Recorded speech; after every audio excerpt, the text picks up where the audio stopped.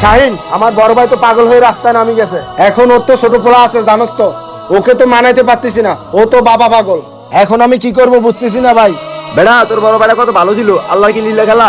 কাকা কাকা বাবা তুমি এইখানে আইছো কেন? কাকা আমার আব্বু কই, আমার আব্বুর কাছে যাবো।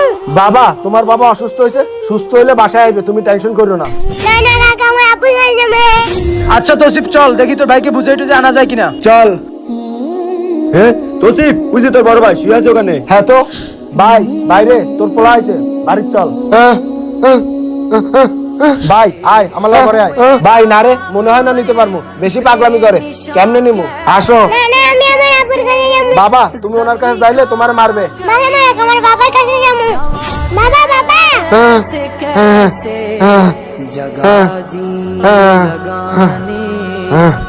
ছেলের তো আর মন মানে না বাবাকে ছাড়া।